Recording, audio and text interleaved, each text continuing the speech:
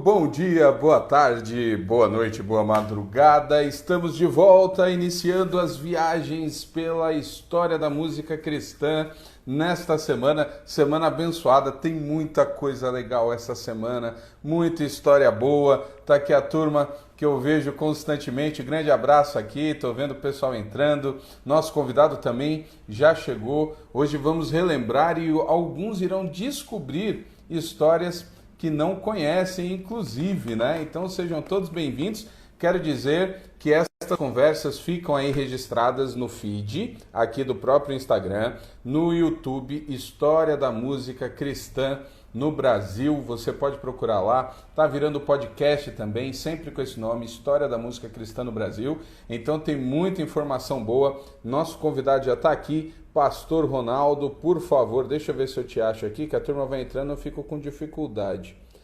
Deixa eu ver. Eu acho que você que vai ter que mandar, viu, pastor?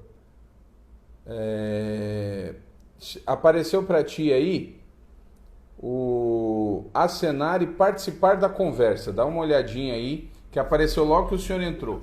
Manda aí. Joia. Então, deixa eu estabilizar aqui. Eu vou suspender um pouco os comentários, só para estabilizar a conexão. Às vezes, no começo ela fica oscilando, então a gente vai seguindo. Mas eu já quero dizer aí da alegria, do prazer, da honra de poder conversar um pouco contigo e literalmente conhecer algumas histórias, relembrar outras. A gente tem feito uma viagem aí, conhecendo um pouco mais da história da música cristã no Brasil. É uma grande honra. Eu vi algumas eu pude acompanhar, né? Tive como, eu tive a oportunidade de acompanhar algumas lives que você fez e, cara, que trabalho interessante, que trabalho bonito, até porque a gente hoje está no estágio da música assim, mais, né, desenvolvido e tal, mas lá no começo, lá atrás, essa galera, essa garotada não conhece, é bom que eles conheçam, né? A gente pode compartilhar isso com eles, passar, né, um pouquinho da história da música evangélica, né? As dificuldades que nós tivemos no começo, como esse universo se abriu, né? Até mesmo no secular, né? Que antes... Verdade. E eu quero iniciar essa conversa contigo com aquela pergunta básica. Alguns já até brincam comigo, dizem que já sabem, né? E eu quero saber como é que a música surgiu na sua vida e como é que ela cruzou com o evangelho. Rapaz, olha, eu vou ter que regredir alguns anos aí, viu? Olha só, a minha primeira experiência, que eu me lembro, né? A minha primeira experiência com música, era muito criança ainda, e eu me lembro que meu pai estudava à noite, nós, assim, veio de uma família, né, humilde, né? Meu pai trabalhava de dia, minha mãe trabalhava, estudava à noite, e final de semana ele recebia um amigo dele, colega da escola, para eles baterem a matéria, né? E esse amigo da escola dele ia e levava os discos de rock, Elvis Presley. Isso foi, Uau. imagina, isso foi década de 50, né, cara? Lá, finalzinho da década de 50. Aí eu ficava ouvindo, eu gostava daquela música, eu não entendia muito, mas gostava daquela música. E essa foi que eu me lembro, né, o meu primeiro despertar para a música. Depois, aí veio uma outra época, anterior à Jovem Guarda, né? Olha só quanto tempo tem isso. Anterior à Jovem Guarda, com Celi Campelo. Sei, você não pegou essa época também? Definitivamente não. Pegou, né? Rony, o princípio, né? O princípio da música jovem no Brasil. Logo depois Só dizendo aqui, entrou aqui a sua filha, viu? Dona Aline Barros está aqui na live também, mandando um abraço. Seja bem-vinda também, viu, Aline? Que bom que você está aí para ouvir algumas coisas que eu nunca te contei. Oh. E aí, na década de 60, já virando na década de 60, aí eu já estava já entrando na adolescência, né? Período já de pré-adolescente para adolescente. E aí eu já comecei a definir melhor o que eu queria. Eu gostava muito de música jovem, música para cima, música alegre. Eu não gostava daquelas músicas, sabe, que eu dizia que era música de coroa. Ah, música dos coroa aí. Então eu gostava. Aí veio a época da Jovem Guarda, Beatles, né? Rolling Stones, e aquela banda, aquele movimento musical que começou aqui no Brasil, da Jovem Guarda, eu acompanhava aquilo de perto, os programas de rádio que eu ouvia sempre, né? Hoje é Dia de Rock, na extinta Rádio Mairink Veiga, do Rio de Janeiro, tinha programa na TV Excelsior, TV Rio, cara, muita coisa daquela época, né? Que eu me lembro que foi raiz para mim, né? Que me motivou. Eu tinha um conjunto brasileiro, naquela época é conjunto, hoje é banda, né? Isso. Naquela época tinha um conjunto que tinha os The Clevers, que trouxe a Rita Pavone, né? A Rita Pavone veio ao Brasil naquela época. Então, cara, era assim, a gente ficava doido. Eu era garoto, né? Eu ficava doido com aquilo. E o Renato e seus Blue Caps. Cara, Esse. Renato e seus Blue Caps. Eu era fã mesmo, fã de carteirinha.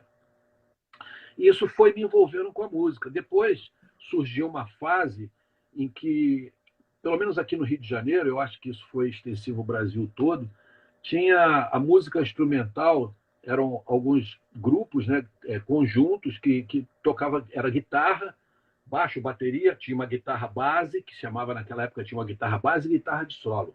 Eram dois guitarristas sempre. E não tinha teclado ainda, né? Órgão, se falava órgão. Então, surgiram alguns conjuntos, e nas ruas aqui do Rio de Janeiro, não era raro ter, em uma rua, ter duas, três casas que tinham conjuntos, a garotada ensaiando, tocando e tudo. Então, eu comecei a tocar nessa época aí. Aí eu já estava com 14 anos. E foi muito rápido. Eu gostava da música até então, mas não tocava nenhum instrumento. E aí, aos 14 anos, né, eu ganhei um violão. Ganhei um violão e aprendi muito rápido. Peguei o violão e muito rápido saí tocando e já fui fazer baile, tocar na noite. Com 14 anos, né, já tocava na noite. E depois fui desenvolvendo. Meu professor, eu tentei estudar música, né, numa escola, e o meu professor, assim, eu pegava as coisas muito rápido, aí ele já queria que eu fosse o sub dele aonde ele tocava, só que ele tocava em casa noturna, né, eu tocava em clubes, ele tocava em casa noturna. Eu nunca fui substituir ele, mas já queria, já que eu enveredasse por esse caminho aí, né? Bom, aí tocava eu, meu primo, um amigo, né? Aquele negócio de turma, né? Da minha turma. Isso foi muito rápido mesmo. Logo depois, eu comecei a me seduzir pela música americana, o rock americano. Deixou de ser o nacional, o movimento nacional da Jovem Guarda, Roberto Carlos, Renato e seus Blue Caps, The Clevers, que depois passou a ser os Incríveis, né? O primeiro nome era The Clevers. Eu comecei a escutar o rock, escutava também uma banda que tinha um conjunto que tinha nos Estados Unidos, chamado The Jordans. Não, The Jordans era do Brasil.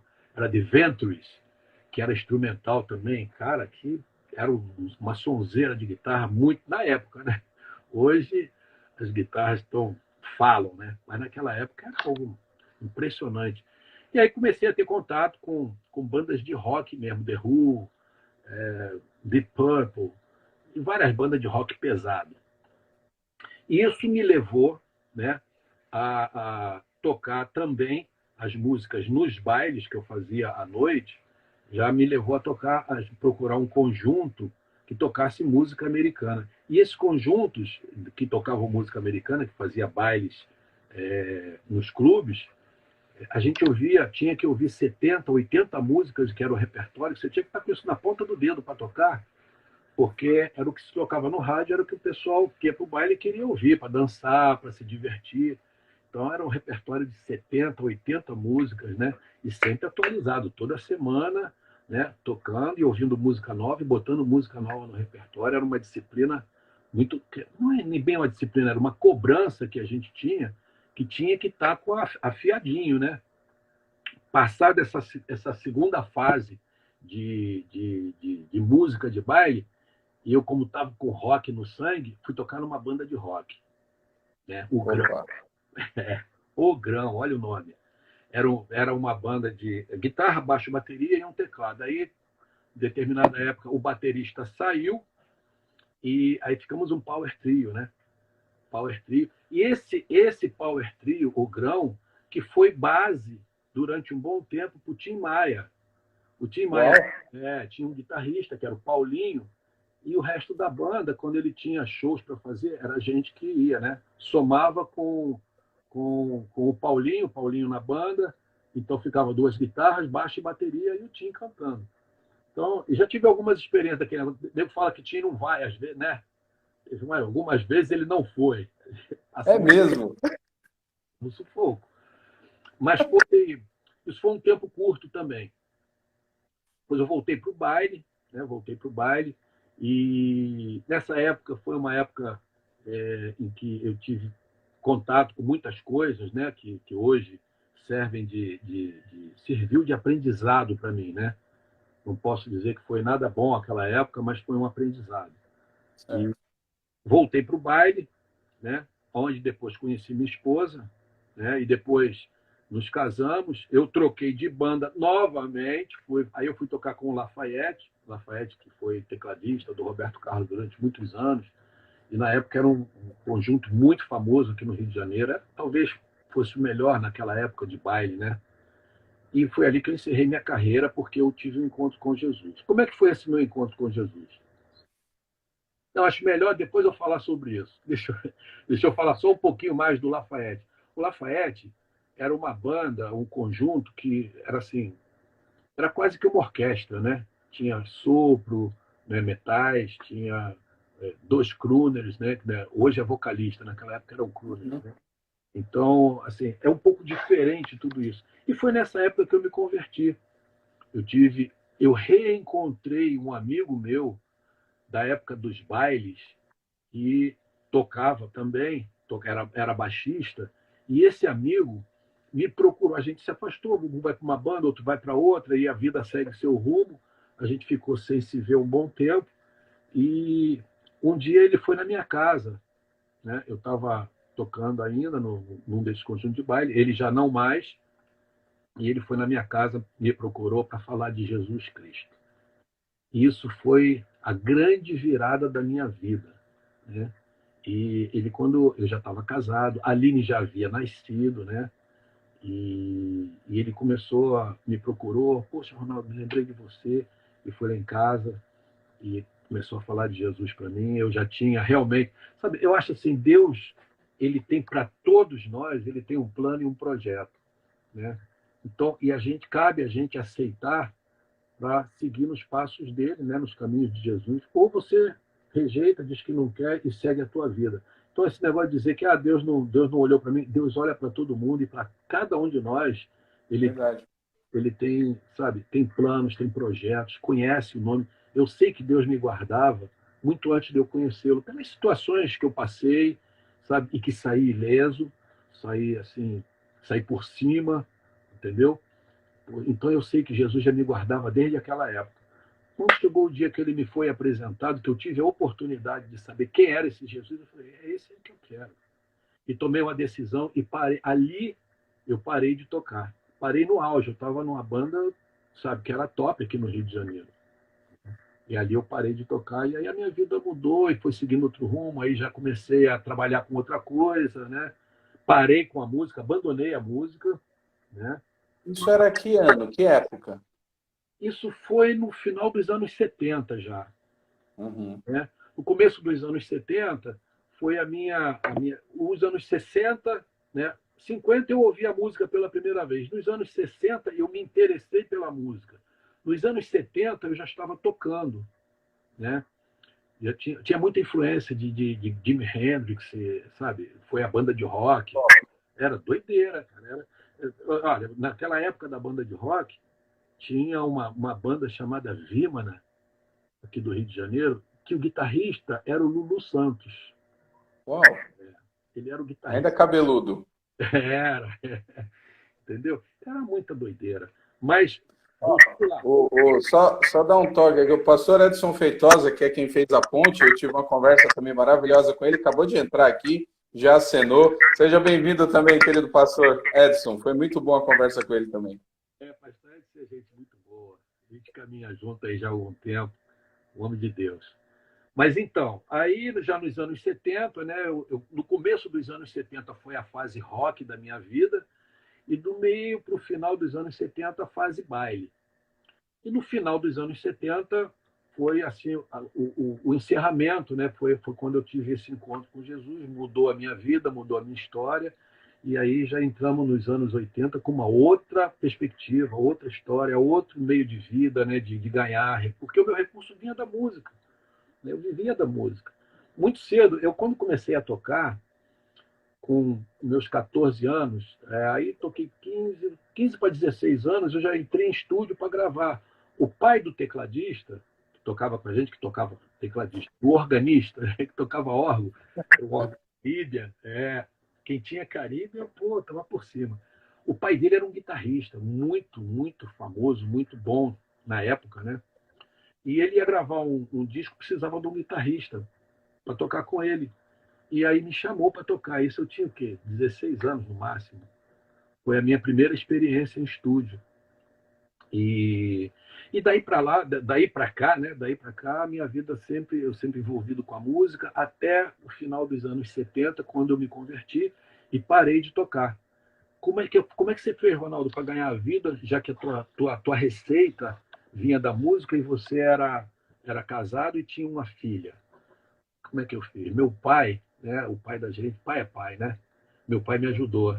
Ele sabe, eu gostava, sempre gostei muito de transporte, caminhão, ônibus, essas coisas, né? Esse transporte pesado. Eu sempre gostei disso, me envolvi sempre com isso. Talvez porque meu pai era funcionário de uma distribuidora, na época, a ESSO, né? A ESSO brasileira de petróleo, e eu ia sempre lá no depósito com ele, né, na garagem, via aqueles caminhões enormes e gostava daquilo. Subia no caminhão, descia. Os motoristas me conheciam e faziam passear dentro do. Quer dizer, faziam, me levavam, né, para dar voltinha lá no pátio, dentro do caminhão. Então eu sempre fui apaixonado por isso. E aí meu pai me deu um caminhão. E aí eu fui ganhar vida com o caminhão. Só um parênteses aqui, que eu vou voltar um pouquinho. No caminhão, eu ainda estava, na verdade, eu ainda estava tocando. Foi os meus últimos meses de Lafayette, né? Eu estava tocando, e aí eu fazia o transporte do conjunto, né, do equipamento todo, com aquele caminhão. Eu comprei uma Kombi e transportava os músicos, já ganhava o dinheiro por fora, né? Não era só tocando, não. E ganhava o dinheiro do transporte dos músicos, o transporte do equipamento, né? Até que eu parei, quando parei, tinha já uma Kombi, comprei uma outra, botei ela para trabalhar numa empresa de uma casa de joias, né? Que aí pegava os turistas e levava para conhecer lá na loja, voltava com eles para os hotéis e tal. E, e teve uma situação que tinha Kombi, tinha o caminhão, e quando eu parei tudo, eu comprei uma outra Kombi e botei para trabalhar entregando doces, né, para Mesbla, doces finos, né? Mesbla, aqui no Rio de Janeiro, sempre no Rio de Janeiro, né? Lojas americanas, aqueles doces finos. O dono da fábrica, né, era filho, ou melhor, o filho da dona da fábrica era o tecladista do Renato e seus Blue Caps. Foi um dos tecladistas, José Carlos Carambone. Olha como é que as coisas vão se encadeando. Bom, a verdade é que eu cresci no transporte, abri uma empresa de transporte, né, pequena aqui no Rio de Janeiro, mas já estava na igreja nessa época, e Deus começou a me incomodar porque quando eu me converti e comecei a frequentar a igreja mesmo, né, eu não tocava na igreja. Eu estava sentado no banco, mas isso é um princípio da pessoa que me apresentou Jesus, que eu acabei não falando quem é essa pessoa que eu vou dizer agora. Foi o pastor Marco Antônio, da comunidade da Zona Sul. Né? Esse homem que me procurou, falou de Jesus para mim, pagou um preço, por 3 vezes sofreu um acidente saindo da minha casa. No último dia nós estávamos juntos, a gente foi comprar uma bateria para a igreja, e eu estava com. Eu já andava de moto naquela época, mas eu tinha vendido a minha moto. Ele também tinha moto. Aí nós fomos comprar bateria com dinheiro, fomos na moto dele. Eu não achei, o meu capacete eu tinha dado quando eu tinha vendido a minha moto. Eu fui com óculos, tinha aquele óculos de motoqueiro e tal. E num cruzamento a gente sofreu um acidente. Caímos lá, ele fraturou a clavícula. E eu graças a Deus, comigo não aconteceu nada. E eu estava... A gente fica meio perdido na hora, né? Aconteceu aquela situação, eu fiquei meio perdido, mas isso foi um marco para mim. Marcou a nossa história, marcou a minha vida, porque foi no dia do meu aniversário, né? Isso foi um marco para a gente, para mim, para minha vida, para ele também, eu acredito. E até hoje eu estou com ele, né? Caminho com ele até hoje. Mas foi... Então, a comunidade Zona Sul, ela já existia? Não, então, Era Vila da Penha, né? na verdade, era comunidade. Quando eu me converti, já com o pastor Mar, as igrejas estava surgindo um movimento nos jovens das igrejas, né, entre os jovens, aquele negócio de avivamento, de levantar as mãos, de orar, sabe? Orar alto, falar com Deus, né? E chorar diante de Deus, dobrar os joelhos. Era aquele movimento, mover muito forte do Espírito Santo no meio da juventude. E nós frequentávamos uma igreja tradicional. E depois a gente, assim, o pastor Marco começou esse trabalho com os jovens da igreja, né? As igrejas tradicionais não aceitavam muito esse movimento, mas só que esse movimento foi crescendo. E aí nós começamos a nos reunir, né? Mais o pastor Marco, eu estava chegando, ele já estava na igreja, né? Eu estava chegando, e nós começamos a nos reunir na casa de pessoas, dos próprios jovens, né? Então, começou a ter a necessidade de... Como é que é isso? É uma igreja? Não, isso aqui é uma comunidade. Nós somos igual a igreja de Atos, né? E aí ficou a comunidade do Rio de Janeiro. Começou muitos jovens a se aproximar e tudo mais, né? Virou comunidade do Rio de Janeiro. Que depois, pelo número de jovens que vinham de outras regiões do Rio de Janeiro para aquelas reuniões, ele achou por bem, né? Assim, cada região tinha. Aí surgiu a comunidade de Nilópolis, aí que surgiram as comunidades, né? Comunidade até então não era a comunidade da Vila da Penha, passou a ser comunidade da Vila da Penha e as outras comunidades que surgiram. Eu tô com uma dúvida aqui. O senhor, a sua vida era música, certo? O senhor, essa questão que veio da Jovem Guarda, entrando pelo rock, aquela questão Woodstock, essa pegada, guitarra. Quando o senhor se converte, entra na igreja e tem contato com a musicalidade da igreja e um pouco depois das comunidades. Como é que foi isso para o senhor? O que o senhor passou a ouvir naquela época? O que começou a se tornar a sua influência na música cristã? E como é que você lidou com o seu próprio estilo? Olha só, na verdade, a música, como eu estava numa igreja, comecei a minha caminhada numa igreja tradicional. Quando eu fui à igreja a primeira vez, eu fui cabelão, né? Eu tinha cabelão grande. Até uma senhora falou assim, depois eu soube disso, tem duas moças lá atrás, era eu e minha esposa, por causa do cabelão, né? E aí as pessoas depois nos receberam e tal e tudo mais. Mas a igreja era muito tradicional naquela época. Mas esse movimento dos jovens começou a trazer mudança para a igreja, né? O pastor Marco Antônio, como foi músico, né? Junto comigo, nós fomos músicos juntos. Ele tinha também essa visão da música, a música moderna, uma música atual. E ele ia também na comunidade S8, aqui em Niterói. Okay. A comunidade S8 também tinha uma música, sabe? Eram pessoas assim, jovens com a cabeça aberta. Tinha o pastor Jeremias Pontes, que era pai de um era do guitarrista, né, da comunidade S8. Então, a comunidade S8 já tinha esse padrão de música, sabe? Uma música diferente, era uma música jovem, uma música diferente dos padrões para a época, né? Eu ouvia também o Rebanhão, né? O Rebanhão também foi uma referência para a gente. Eu ouvi muito... Não muito, eu ouvia mais essa banda que era mais o meu estilo, era o Rebanhão, era S8, né? Mas eu ouvi Logos também, eu ouvi algumas coisas mais suaves, mais relax. Né? MPB, né? Uma coisa mais... Exatamente. Embora a minha formação musical, como eu falei, era Jovem Guarda e rock americano. Então, eu nunca fui de MPB mesmo, não, entendeu? Mas curti muito João Alexandre, pô. Que isso. Aí depois eu conheci a Ademar de Campos, conheci a Comunidade da Graça. E nessa época, a comunidade do Rio de Janeiro caminhou com a comunidade de Goiânia, né? Que foi também uma das primeiras comunidades do Brasil. Eu acho que tinha Goiânia, tinha o Azaf, né? Que era em Porto Alegre. Alegre, a comunidade da Graça, que era São Paulo, e tinha a comunidade do Rio de Janeiro, onde eu estava. São as que eu me lembro. Né? Então, foi tudo bem no comecinho mesmo. Aí eu curtia muito Gerson Ortega, que fez uma live aí recentemente, não foi? Fantástico, muito legal para conversar com ele. Eu também fiz com a Zaf e com o Bené. Bené, rapaz, o Bené, cara, que homem de Deus.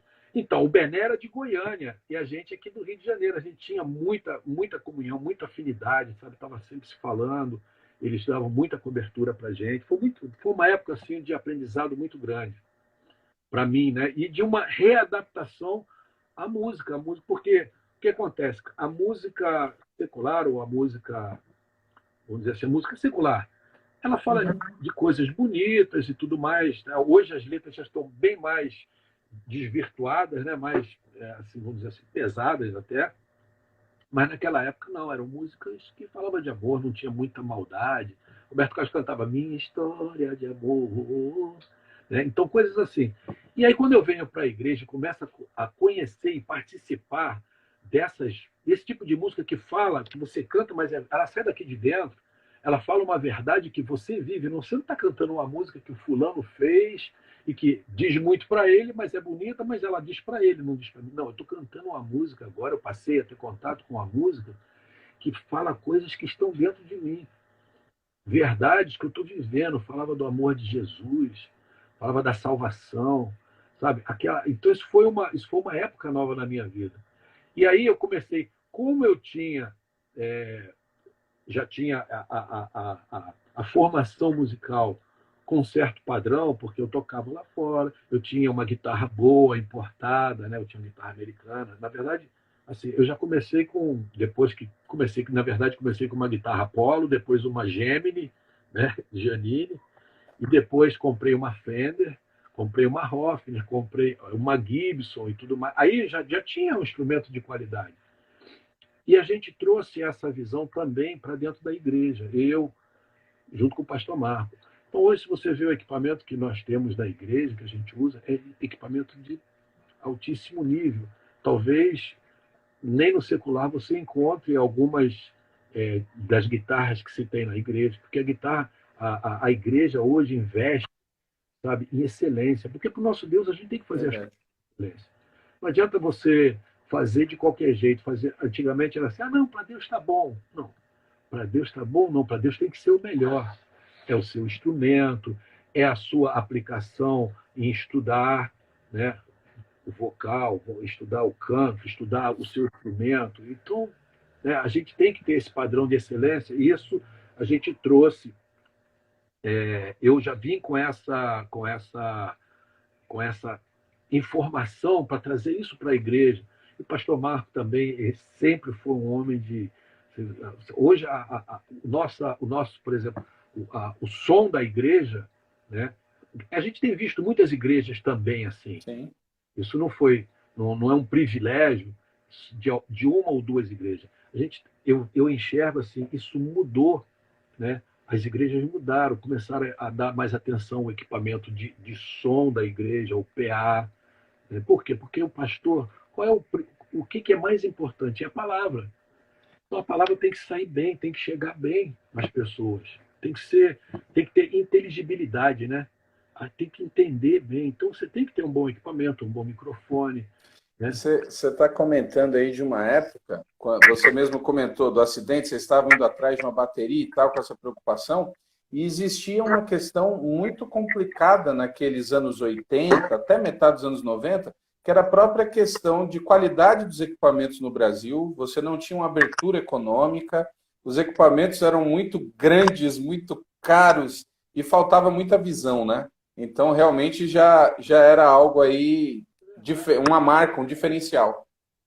Então, naquele dia a gente estava indo comprar uma bateria boa, usada, né? Mas uma bateria top, né?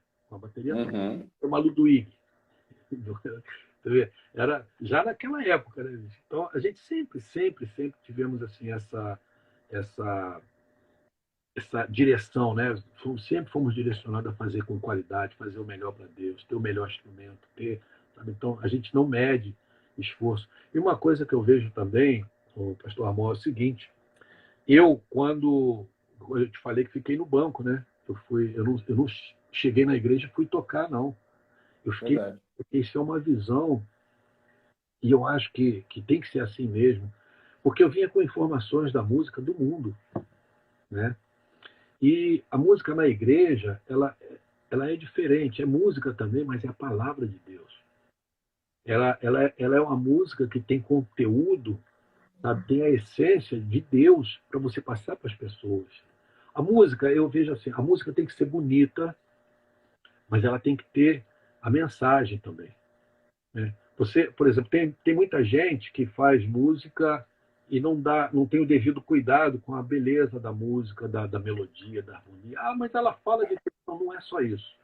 Porque, por exemplo, você ouve muita música, músicas que não são, que não é do teu idioma, não é da tua língua, não sei se você fala inglês, você entende, ok. Mas tem muita gente que não entende e gosta das músicas americanas. Por quê?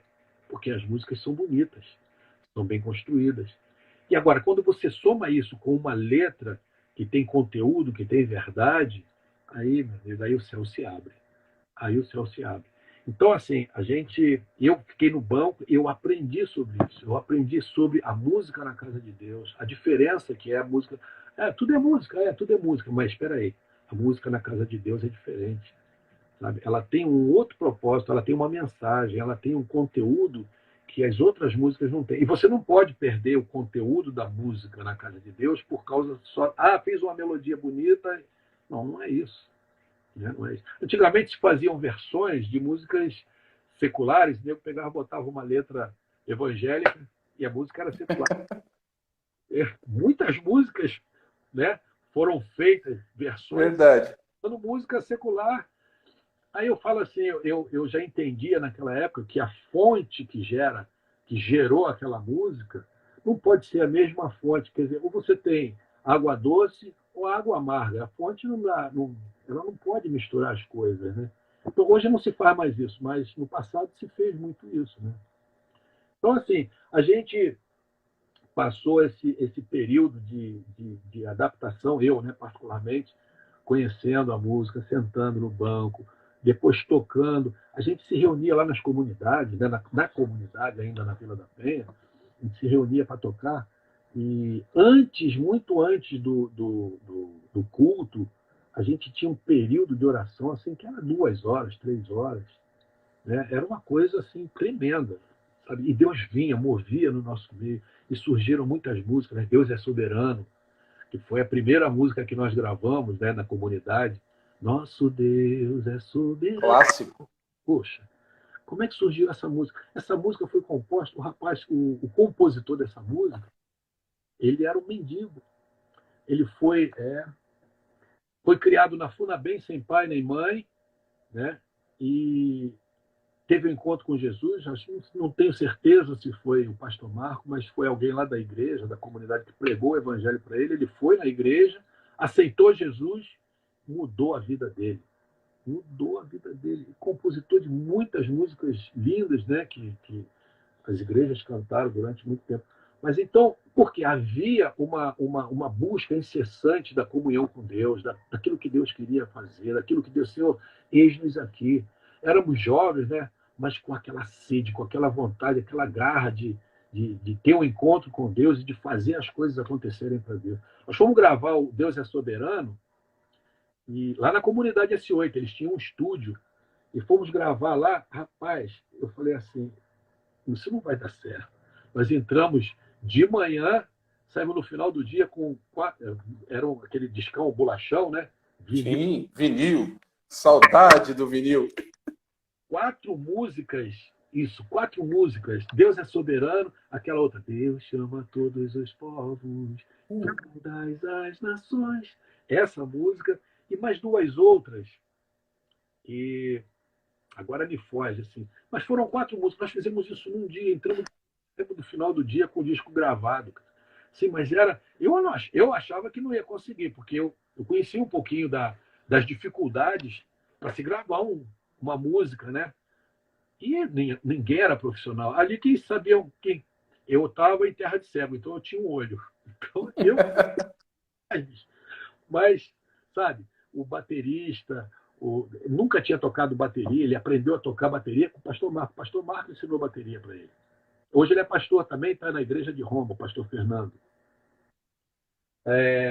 O Nilson Ferreira, o Nilcinho, hoje ele está na Noruega, é pastor também, está na Noruega, lá, foi para lá como missionário e está lá. Então, assim, foi um período, sabe, de muita vontade. Éramos jovens, sabe, apaixonados por Jesus. E o preço que a gente pagava era barato, porque o amor por Jesus, a paixão era muito grande. Que coisa tremenda, foi um período muito O bom. senhor chegou a participar daqueles encontros? Quando eu conversei com a Zaf, eu já fiz 2 com a Zaf e ele disse que faz uma terceira. É muita história, né? O Gerson também comentou. Existiam uns encontros, eu acho que teve 1 ou 2 no interior de São Paulo, e depois começaram a ter aqueles encontros em Brasília. Como é que era isso? Você chegou a participar desses encontros? Naquela época, foi o começo das comunidades, né? De São Paulo, eu me lembro que eu fui em Itaici. Foi um encontro que teve lá em Itaici, um seminário, e teve o Mike Heron, que era do Bible Temple, veio. Cara, negócio assim, sabe? A gente pirava, os caras vinham com muita informação, e aquilo era muito bom. E lá em Brasília, era lá no ginásio Nilson Nelson, né? Aquele ginásio lá de Brasília. Que coisa, rapaz, aquilo era um mover de Deus, vinha gente de toda a parte do Brasil para congregar lá, para aqueles encontros de Brasília marcaram. O pessoal saía daqui do Rio de Janeiro, era caravana de vários ônibus, né? Vários ônibus. Teve uma ocasião que nós quase fretamos um avião, todo mundo na igreja, e conseguimos comprar passagem. Tinha um irmão que tinha mais facilidade, claro que ele ajudou muita gente, né? E foi um bom número de irmãos de avião no voo. Tinha gente que nunca tinha andado de avião. O avião da Transbrasil. Uau! Mas eram encontros assim, o mover de Deus era tremendo. Palavras, sabe? A nossa disposição, os jovens, era todo mundo, cara. A gente passava o dia ali sem a mínima condição assim, de conforto, né? Não tinha conforto. A gente ficava lá durante o dia, cada um se alojava quando tinha alojamento, né? Quando não tinha, muita gente ficava nos ônibus. Mas olha, era uma coisa tremenda. Foi um momento eu creio assim, foi um avivamento. Porque daquela safra saíram muitos cantores. Saiu Kleber Ludmilla, saiu, tinha as comunidades, Cláudio Alda Célia, exatamente. Então, foi muita gente, sabe, que foi gerado ali naqueles encontros, naquela época, muita gente, sabe, que Deus juntou uma galera, assim, ele falou assim, agora que eu juntei vocês e formei, agora eu vou espalhar vocês, vai um para cada lado e vocês vão influenciar por onde vocês passarem. Está aí, né? Tá aí hoje a pastora Ludmilla, o Kleber, Cláudio Claro, sabe, Alda Célia. A Alda está nos Estados Unidos, né? Isso. Estando lá, então, mas sabe, pessoas assim, pastor Bené, bispo, né? Hoje é bispo, né? Bispo Bené. Eu fiz também com o Silvério também. Sério, cara. Pô, Silvério era roqueiro. Figuraça. Silvério era roqueiro. Roqueirão. Eu conversei, eu fiquei... Porque assim, nessas conversas, nessas lives, a gente descobre muita coisa, né? E o Silvério contando da influência dele ali no movimento rock em Brasília, como o Metal Nobre vai surgir da banda que ele formou. E eu conheci o Silvério no Koinonia, líder de louvor. E eu falei assim, nossa, ele era roqueiro. É muito interessante essas conexões. Isso mesmo. Ele era do Koinonia. Isso aí. Pastor, e como é que foi a questão do início agora das gravações, o primeiro disco que vocês gravaram como Comunidade Vila da Penha? Vocês têm uma sequência ali de discos, o Azaf até contou aqui como ele participa dessas gravações das comunidades no começo, e eu queria que você contasse ali a questão agora da produção na Vila da Penha, dos discos mesmo. Então, ali na Vila da Penha, assim, a gente teve um dos discos da Vila da Penha, a gente gravou com a Azaf, lá no estúdio dele, em Porto Alegre. Mas Lá em Porto Alegre. os anteriores não foram gravados aqui, a gente mesmo. Eu era um dos responsáveis pelo arranjo. Nunca fizemos nada sozinho, sempre foi o grupo, né? Sempre foi o grupo. A gente se reunia, íamos pensando nos arranjos, nas coisas que ia fazer, eu dava uma sugestão. Claro, sempre tem alguém para dar a palavra final, senão vira bagunça, né? Todo mundo quer, não, faz do jeito que eu quero, não. Então tinha alguém que dava essa direção final. Então, a princípio era o pastor Marco, depois, por um bom tempo, fui eu também ali. E a gente formava as músicas, os arranjos, escrevia as coisas. Escrevia, não, a gente tocava de ouvido. Eu não tenho, para você ter ideia, a minha formação teórica é zero. Eu sempre fui músico prático, né? Eu sou do tempo que eu pegava, para mim tocar, eu tinha que escutar bem o que eu estou ouvindo e dar meu jeito para fazer igual, porque eu tocava em baile e tinha que ser igual. Não podia ser diferente. Então eu sempre fui músico de ouvir as coisas e tirar na prática, assim, né? Nunca fui de ler, escrever. Até tentei, mas quando eu comecei a fazer leitura na pauta, eu tocava a primeira vez, lendo, a segunda vez eu já sabia tocar, aí não lia nada. Então, em vez de me ajudar, isso aí me atrapalhou, né? Mas, É assim, porque a questão do baile, ela também te dava uma versatilidade, né? As bandas de baile, elas tocam de tudo. sim, exatamente, porque você tem que ser eclético, né? Você tem que ser eclético, não tem jeito, você tem que tocar de tudo. Isso para mim foi uma escola. A minha escola musical foi isso aí. Então, muita coisa que hoje não estou mais ativo, né, na guitarra. Toco com a Aline porque ela deixa. Eu sou pai dela, ela tem que deixar. Mas, assim, muito do que eu aprendi, né, dos segredos da guitarra, eu descobri porque eu tinha que ouvir e dar meu jeito para fazer. Pô. Eu tinha que descobrir. Hoje tem uma facilidade muito grande que você tem na internet, você tem videoaula, você tem vários, né? Você diminui a velocidade para ouvir melhor, você vê a mão, né, do músico, o que ele está fazendo. Então, assim, hoje a facilidade, ferramentas para o aprendizado hoje são riquíssimas, né? Você tem várias ferramentas para aprender e desenvolver. Mas na Vila da Penha, nós mesmos fazíamos tudo. Eu cuidava também do vocal, né? Dividia as vozes e tudo, sabe? Ajustava aquilo ali. Você vê, a Aline começou. Ela ia sempre foi com a. Desde o Deus é Soberano, ela ia para estúdio. A Aline andava sempre comigo, né? Independente da. Ela tinha as amiguinhas na igreja e tudo mais, mas na hora de sair, em vez de sair com as tias para ir para cinema e passear, né, com as tias, não. Ela queria ir porque eu ia sair para tocar com a equipe de louvor, era a equipe de música da igreja, a gente ia evangelizar, fazer evangelismo de rua, ou até ir tocar em outras igrejas, ela ia sempre comigo, né? Então sempre teve junto, foi para dentro do estúdio, sempre pegando um biquinho ali, uma beirinha para fazer um vocalzinho, cantando junto, né, no coro, né? Até que com 12 anos ela passou pelas águas e aí começou a já fazer parte oficialmente, né? Não é porque era minha filha que era protegida, não, muito pelo contrário. Às vezes eu era mais duro com ela do que com as outras, porque ela era minha filha, então, para não ter aquele negócio de favorecimento, sabe como é que é? Então, assim, Sim, sei bem.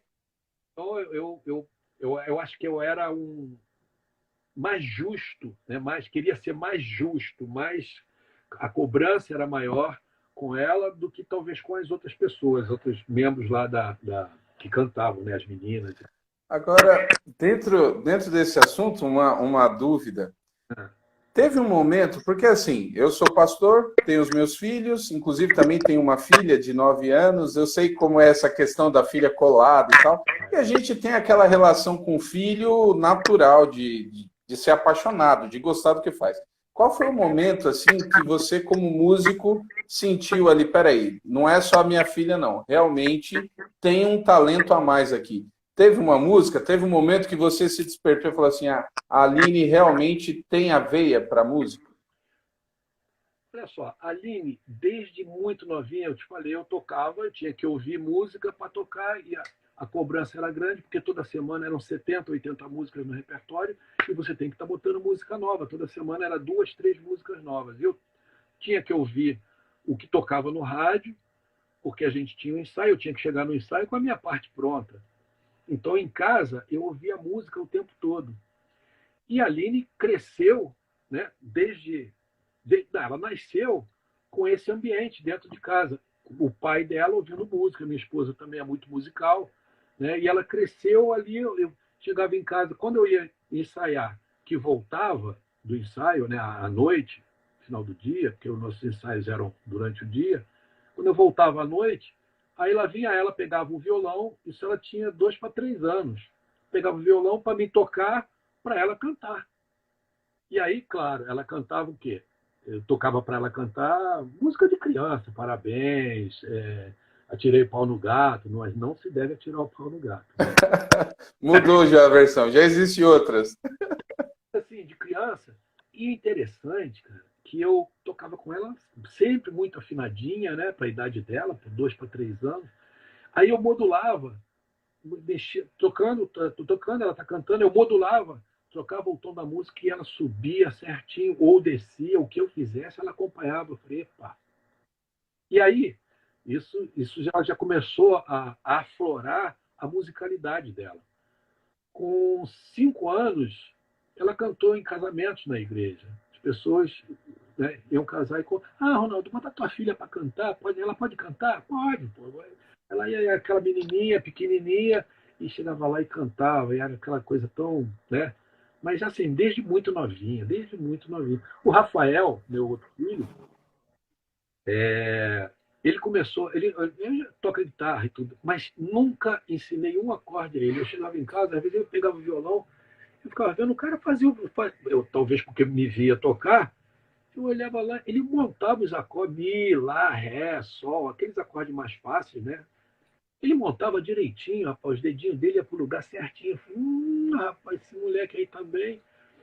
Mas quem seguiu o veio musical mesmo foi a Aline, né? O Rafael toca na igreja e tudo mais, mas a Aline que desempenhou isso aí, abraçou isso. A Aline se formou em não me lembro o ano, mas ela fez biologia marinha, se formou, acho que não pegou nem o diploma, porque ela entendeu que o chamado dela era esse aí também. Também não tem aquele negócio, você dá o apoio, você dá o suporte, mas a decisão é pessoal, né?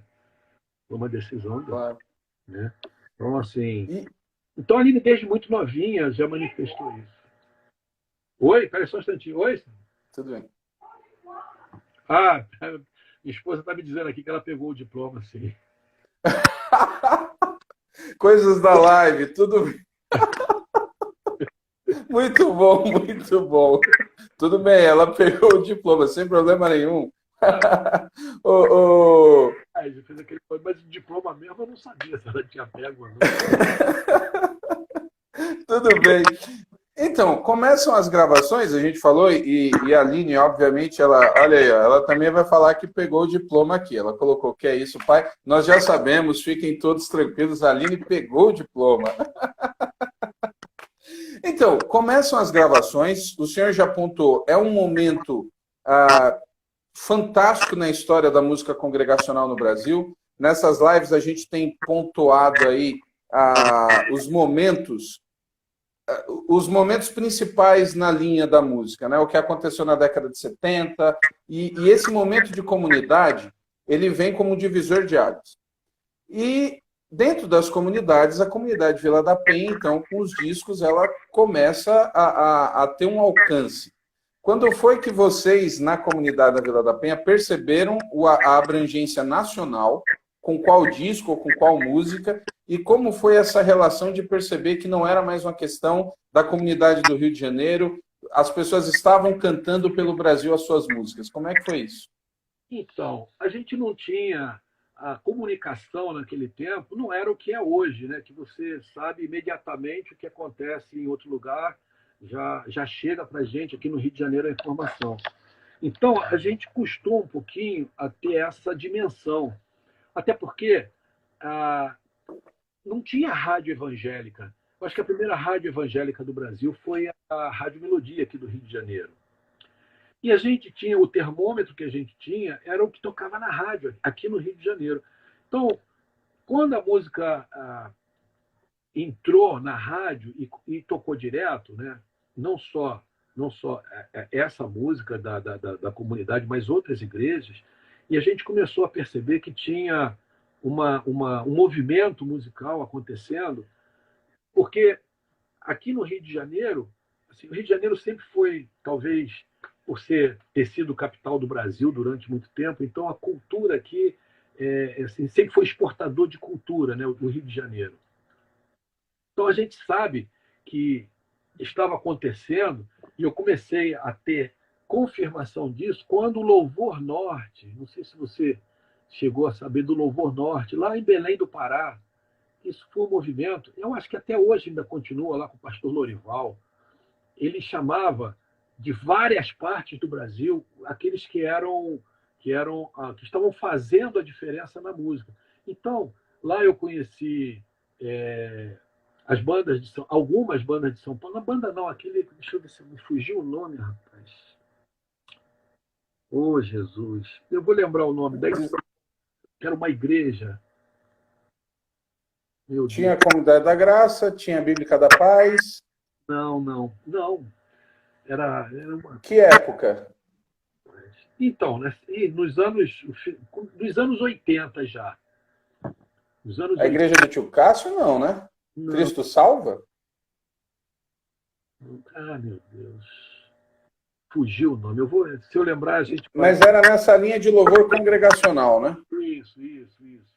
Então, e aí, quando a gente foi convidado para ir lá no Louvor Norte, a gente falou, rapaz, a música está sendo conhecida. Milad? Não é Milad, não.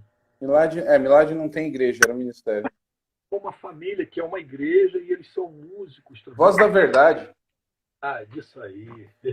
Voz da Verdade é um fenômeno também. Isso mesmo.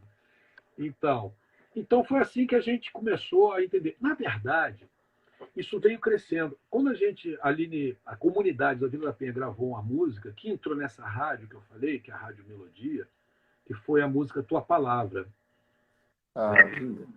Na verdade, nem era a Aline que ia gravar, era uma outra irmã que era do grupo. Mas a gente ouviu uma, ouviu outra. Nessa época tinha um diácono da igreja que liderava a gente, né? E eu não queria bota a Aline que vai dar certo, é o que eu acho que é a voz que a gente precisa. Mas aí fomos experimentando experimentando outro, aí no final não teve jeito, vamos tentar com a Aline.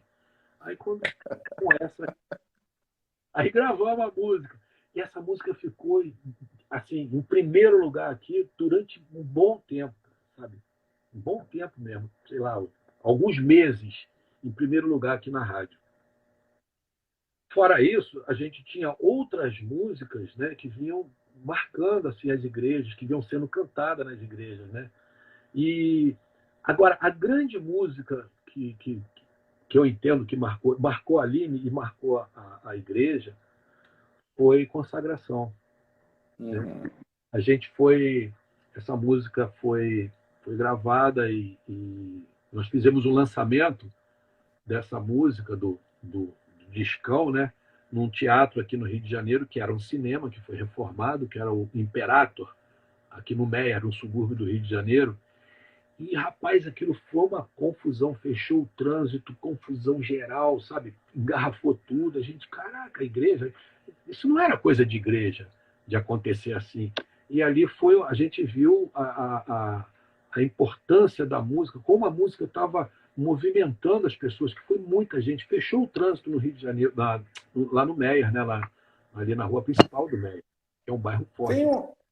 Tem uma curiosidade para quem não é do Rio, e a gente está falando de uma época agora que é muito antes da internet, e as pessoas que não são do Rio, elas foram surpreendidas com a participação de vocês na Globo.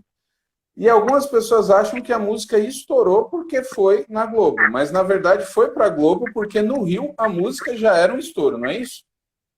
Como que a gente foi parar na Globo? na verdade, essa música que chamou a atenção da Marlene, que era a produtora lá da Xuxa, porque isso foi estampado nos jornais no dia seguinte, o que aconteceu, né? O Meyer parou, fechou tudo, aquele negócio, isso foi manchete. E isso foi ela que me falou. Ela lia muito jornal, ela lia todos os jornais, chegava na mesa dela de manhã, ela dava uma olhada em tudo, e aquilo chamou a atenção dela. Ela aí pediu que entrasse em contato com a gente. E aí alguém lá da produção descobriu o telefone e ligou. Quando ligaram, aqui é da produção da Xuxa, eu falei, deixa ele de palhaçada, rapaz, tá brincando? Nunca ninguém tinha ido na Globo, cara, da produção da Xuxa. Aí confirmou, falei, tá, liga mais tarde. Aí eu estava na casa do pastor Ari. Falei, pastor Ari, acho que é da Xuxa, tá dizendo que é da Xuxa aqui, ó. Vai ligar de novo. Aí ligou de novo. Aí eu atendi de novo, aí combinamos, uma pessoa conversou com a gente, agendou tudo direitinho, programou, mandou o carro da... Imagina, cara, o carro da Globo na minha porta, na igreja. Imagina isso, cara. Falei, meu Deus. Na verdade, todo mundo foi no carro da Globo. Eu fui de Fusca, né? Porque eu era... Como assim? né? Com a logo da Globo. Na época, a Globo não era o que é hoje, né? Mas assim, a Globo, todo mundo queria estar na Globo, né? E aí tinha aquele logo da Globo na porta dos carros. Falei, cara, pegaram os endereços, mandaram os carros para pegar. Mas era um grupo da igreja, era muita gente. Isso. Não deu para ir todo mundo, não foi ali. Eu falei, caraca, bicho, alguém não vai. É porque muita gente comenta, existe os vídeos no YouTube, as pessoas estão lá e falam, a Aline lá. Mas não era a Aline que foi na Globo naquele dia, era a comunidade Vila da Penha que foi na Globo. Isso, exatamente. E aí, quando ela cantou lá, assim, a audiência subiu, isso depois a gente sabe, né? Porque eu não tinha nenhuma informação a respeito disso. A audiência subiu, tal, aquele negócio, e chamaram mais outras vezes lá. Não foi só uma vez, né? A comunidade, não a Aline, a comunidade. Foi várias vezes lá. Então, assim, e depois que isso aconteceu, aí sim as pessoas, os convites que já eram muitos naquela época para a comunidade e em outras igrejas, né, para um grupo da igreja e tal, começaram a ficar muito direcionados para a Aline. Pastor, sobre isso. A tua palavra originalmente foi gravada primeiro. Tá? Isso 2 anos depois é que a gente gravou Consagração. Tá? Então, eu acho que tem sim, eu acho que a gente fez uma regravação, tanto de Tua Palavra quanto de Consagração. Mas as gravações originais... Né, são em discos diferentes. São em discos diferentes. Primeiro, Tua Palavra, e depois Consagração num outro disco. Né? Tá, que eu estava explicando, não sei se o senhor já tinha entrado quando eu comentei, como eu sou de São Paulo, e São Paulo é um mundo muito particular, tem o seu universo próprio ali. Algumas coisas, apesar do Rio de Janeiro culturalmente influenciar o Brasil inteiro, São Paulo, de fato, entrava ali o que estourava mesmo, porque São Paulo já tinha o seu próprio universo, né? Então, eu conheci a Consagração já como fruto do que aconteceu no Rio de Janeiro, por causa da apresentação na Globo e tal. Tem muita gente que se converteu agora nesses últimos 15 anos, vamos colocar até 20 anos, dos anos 2000, que não fazem ideia do que era a relação evangélico, a mídia, de como era ser evangélico ali no meio dos anos 90, não tinha esse acesso à mídia como hoje existe, era um outro mundo. Então, em São Paulo, eu conheci já por causa da explosão que veio do Rio de Janeiro. Tá? E até eu brinco com alguns, quando o pessoal fala Comunidade Vila da Penha Consagração, aí eu falo assim, vocês são a turma aí já do Consagração. Eu curtia já por causa daquela música do Tempo de Guerra, que não era a Consagração, é a outra, né? Então é o pessoal, eu brinco com alguns, assim, você é Nutella, já foi por causa da Aline, mas tem as músicas antes, e que não necessariamente eram por causa do vocal da Aline. Então, antes de mais nada, enquanto ainda tem gente chegando, se o senhor quiser tocar uma música aí, relembrar, escolhe, fica à vontade, mesmo não sendo cantor, mas tem música gravada, inclusive com a sua voz. Tive coragem. Tem que ter. Ah, Imagina. o Edson gosta dessa aqui, ó, o pastor Edson. Essa aqui. Inclusive, a Aline regravou ela. Não sei nem se eu não me lembro a letra. Bom, o que der vai ser. Vamos lá. Deus chama todos os povos e todas as nações, todos os homens, todas as mulheres e todos os jovens, ao arrependimento, ao plano da salvação. Venham todos, porque não há acepção. O Senhor, o Criador, quer que todos tenham vida. O Senhor, o Criador, ainda ama o que criou.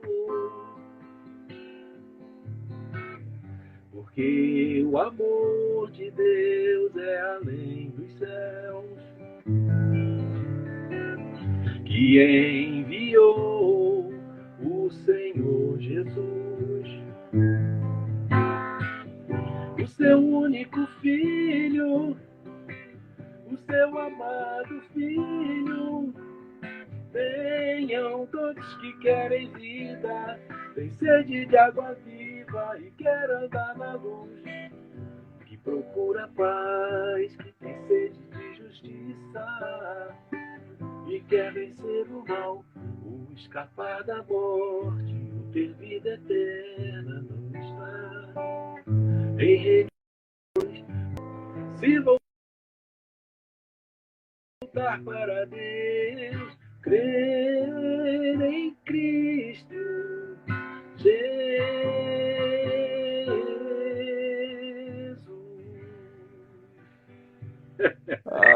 Olha, existem coisas que são fantásticas, são marcos históricos que nos marcam até hoje, que as pessoas têm contato, mas só quem viveu sabe como foi gostoso determinadas coisas, né?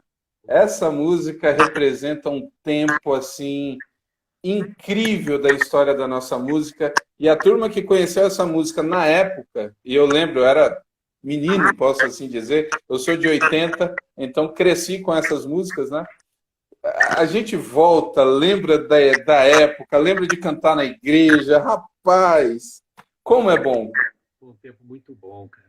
Mas olha, hoje a gente tem músicas também muito preciosas, né? Músicas muito preciosas mesmo, que as pessoas, as igrejas têm cantado, né? Então, músicas que eu sei que vai marcar uma geração. Essa geração também vai ser marcada por essas músicas.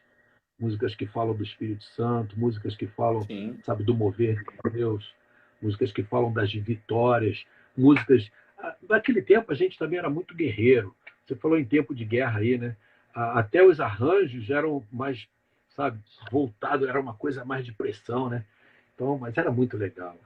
Deixa uma saudade. A guitarrinha, tempo de guerra, tinha uma guitarra legal. Tinha um groove legal, um riff legal, isso mesmo. Bem bacana, bem bacana. Então, pastor, a gente estava na outra live, o pessoal que entrou agora, olha, tá salva lá já, pode acompanhar, depois vai virar podcast, vai para o YouTube. Estávamos falando desse tempo da explosão ali, né, que aconteceu no meio dos... Na verdade, isso foi em 94, não foi? Que explodiu ali na questão do Globo? 94. Me lembro que foi logo depois da Rio Eco 92, que teve aqui no Rio de Janeiro,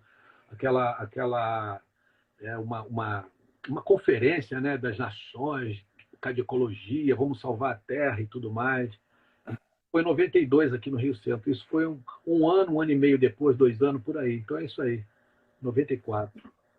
Isso. E aí, depois que tem, então, toda essa questão, literalmente, de um holofote gigante que passou para a própria comunidade de Vila da Penha, para as comunidades do Rio de Janeiro de um modo geral, como é que foi agora essa nova etapa em termos de visibilidade e como é que vocês tratavam isso internamente? Como é que foram aí os processos seguintes de gravação, a própria figura da Aline Barros dentro da comunidade? Como é que vocês foram caminhando com essa efervescência que agora acontecia? Então, a partir daí, como eu estava falando, a comunidade começou a receber muitos convites para ir em outras igrejas, né? Mas estava, como a Aline ficou muito, como é que eu vou dizer, evidente na apresentação, né? A música, ela que cantava, era a igreja, mas era ela que cantava. Então, alguns convites chegavam especificamente para ela. A Aline era uma menina, estava, né? Tava prestes a entrar na faculdade, mas daí, na medida do possível, a gente foi atendendo alguns. E numa ocasião, nós fizemos um retiro de músicos, né? Só com os músicos da igreja, lá em Muriqui. Muriqui é aqui no Rio de Janeiro, né? E próximo ali à região da Costa Verde, ali né? Perto de Angra dos Reis, que é mais conhecido, né? Então nós fizemos um retiro de músicos ali, e nesse retiro, na época o pastor Marcos já estava pastoreando a comunidade da Zona Sul, e eu ainda estava na Vila da Penha. E aí o pastor Ari, né, no meio da reunião, nos reuniu lá, os músicos todos e tal, e aí ele nos chamou, a mim, a Aline, né, e nos liberou para que a Aline pudesse caminhar na porta que Deus estava abrindo, né, para ela.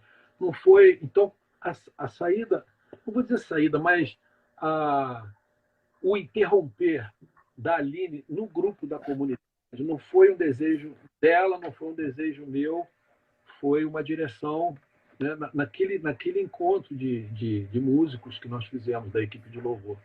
E eu me lembro que o pastor Ari nos chamou, nos colocou no meio e orou, né? E no momento em que ele orava, eu sentia, né, ele ministrando sobre nós, sobre a minha vida, para cuidar, para acompanhar, né, para direcionar, para ali a proteção sobre ela. E eu me lembro que o óleo assim escorria, porque tinha negócio de dar unção, óleo da unção, né? Eu sentia assim escorrer. E eu estava ali orando com os olhos fechados e falando: meu Deus, eu estou todo lambuzado de óleo, mas glória a ti, Senhor, glória ao teu nome. E eu sentia aquele óleo escorrendo aqui desse lado, sabe? Eu falei: meu Deus, depois eu vou ter que... Imagina, o óleo escorrendo aqui, eu vou ter que depois... Rapaz, mas impressionante é que quando nós terminamos aquele momento, que eu abri o olho, passei a mão, não tinha óleo. Foi algo assim espiritual, sabe? Não houve o fato de pegar o óleo e derramar. Não aconteceu isso, mas eu senti aquilo escorrendo. Eu me senti todo assim lavado por aquele óleo, mas não tinha o óleo. Quando eu passei a mão, eu falei: ué, não tinha aquele óleo. Então, assim, eu entendi que realmente foi uma direção de Deus. Aquela unção era Deus que estava derramando. E a Aline já tem aí alguns anos, né, na estrada, caminhando, e eu tenho certeza que é Deus que tem feito essa diferença, é Deus que tem sustentado. Eu tenho falado para as pessoas que às vezes acham ou acreditam, né, a essa longevidade. É o talento. Não é não, cara. Eu conheço gente que canta tão bem quanto, ou melhor, mas passa. Então, isso é a mão de Deus. Isso é a mão de Deus. Por quê? Porque talvez, eu veja assim, Deus encontrou correspondência no coração dela, né, para aquilo que ele quer fazer. E ela dá o crédito a ele. Ela sabe que não é ela, né? Tudo que ela tem alcançado, tudo que ela tem, são os pastores que têm coberto a vida dela. Hoje a gente está novamente com o pastor Marco, né, nesse período, dessa transição de Zona Sul, Vila da Penha. A gente ficou um período na Vila da Penha, depois voltamos a estar com o pastor Marco. Então hoje ela está debaixo da cobertura do pastor Marco, da igreja, né? Então isso faz a diferença, né? Em todos esses anos, nós sempre preservamos o domingo para estar na igreja, na nossa igreja, não é em uma igreja, né? Então, tem que sair para cantar? É sábado, é sexta-feira, é durante a semana, mas domingo é dia de estarmos na nossa igreja para nos alimentarmos. A gente precisa receber, a gente precisa ter essa fonte dentro de nós sendo renovada, né? Então, a gente, assim, eu não entendo muito cantores, né? Isso aqui não vai nenhuma crítica, cada um é cada um, mas como o cara canta direto e não vai na igreja, é diferente, sabe? Quando você está na sua igreja, sentado no banco, ministrando na sua igreja, ali você não é um cantor, você é um levita. Você está ali para ministrar e para ser ministrado, né? Então, assim, a gente sempre preservou isso. Eu acho que é isso que tem sustentado, sabe? É a cobertura pastoral sobre a nossa vida, porque eu sou pastor, mas eu tenho um pastor sobre a minha vida também, né? Eu sou músico, né? Deixei de estar atuando, né? Desde há muito tempo, né? Como músico mesmo. Hoje eu toco com a Aline, porque eu vou com ela e toco a guitarra lá, eles deixam, eu vou lá e dou umas paletadas lá também, entendeu? Tem os músicos, né, que tocam com ela, né? E eu vejo assim, a gente tem buscado também isso como ministério. E a gente sabe que Deus. Ah, mas Ronaldo, como é que vocês fazem então em relação a outras coisas? Não, cada coisa no seu lugar, no seu devido lugar. Então, eu acho que sempre, em primeiro lugar, você tem que ter o teu ministério, né? A música é importante? É. Mas o músico tem que estar submisso ao ministro. E aí Deus vai te sustentar, Deus vai te proporcionar os meios de que você precisa para que você possa estar disponível para Ele em todo o tempo. Então, assim, eu vejo dessa forma. Quer dizer, na verdade, o início dessa conversa agora foi como é que a gente administrou isso. Então, a gente administrou dessa forma. A gente estava na igreja e éramos da equipe da igreja. Não houve vontade de sair, de querer. A gente começou a receber muitos convites, né, individuais para ela, né? Então, ah, na época, o pastor entendeu e foi ele quem nos deu a liberdade, né, de seguir nesse rumo aí. Quando eu falo nos deu, é porque eu ando com a Aline, né? Eu sei que é a Aline, não sou eu. Mas é que eu sempre estive junto com ela. A Aline nunca viajou sozinha, Entendi. esteve sozinha, né? Sempre eu do lado dela, né? Sempre acreditei, né, em estar fazendo para Deus. Não, assim, uma coisa interessante que as pessoas às vezes pensam que a gente planejou isso. Ah, você planejou? Não, não planejei nada, não planejei nada, não fiz nada. Foi Deus que fez tudo. Eu acho que Deus, por ter encontrado em nós essa correspondência no meu coração, no coração dela, e ele foi abrindo portas. Ah, vocês estão correspondendo, então toma mais. Vocês estão correspondendo, vou abrir mais essa porta. E até hoje é assim. No tempo das comunidades, ainda lá antes da Aline ter assim, explodido, a gente tinha como referência o ministério Osana Music, né? E, cara, Um canole. eu via aqueles vídeos, eu ficava, sabe, me deliciava com aquilo, sabe? Eu via aqueles músicos, aquelas música de qualidade, tudo bem feito. E era a nossa referência, né? Osana Music. E você vê como é que Deus é tão tremendo que hoje a gente consegue, a gente tem acesso a essas pessoas que eram do Osana Music na época, né? São pessoas que assim nos surpreendem porque são pessoas simples e que entendem o talento que Deus deu para eles da mesma forma que a gente entende. Então você vê, quando eu falo que uma das referências dos caras que para mim um dos maiores guitarristas que eu conheço é o Paul Jackson. A Paul Jackson Jr. Paul Jackson Jr. Cara, eu conheci esse cara, eu falei assim, eu não acredito que eu estou falando com esse cara está me dando atenção sem saber nada de mim, eu não sou nada, eu não sou ninguém. E o cara liga para mim, liga é exagero, mas assim, eu tive em Los Angeles, ele parou o estúdio, a gravação, para vir falar comigo, cara. Sabe? Viajamos juntos. Então, assim, são pessoas que não têm essa coisa da, né? Laboriel, cara. Esse cara é requisitado, um músico, né? Abraham Laboriel. Esse cara Absurdo. é isso, é um irmãozão, irmãozão. Você sabe que ele veio aqui participar do 20 anos da Aline? Ele veio e falou assim para mim: esse cara tem um cachê que pra gente é impagável. Né? Ele falou assim: Ronaldo, isso é um presente meu, da minha família, para vocês. Eu estar aqui é um presente que eu estou dando para vocês. Eu falei, e olha, que homem de Deus, cara, que homem de Deus. Ele, quando esteve aqui, você vê como é que são as coisas. Roberto Carlos soube que ele estava aqui, não foi Roberto Carlos, mas alguém da produção dele ligou para mim. Queria que ele fosse para o estúdio para gravar com ele. Entendeu? Mas não deu, né? Não deu. Ele voltou, é.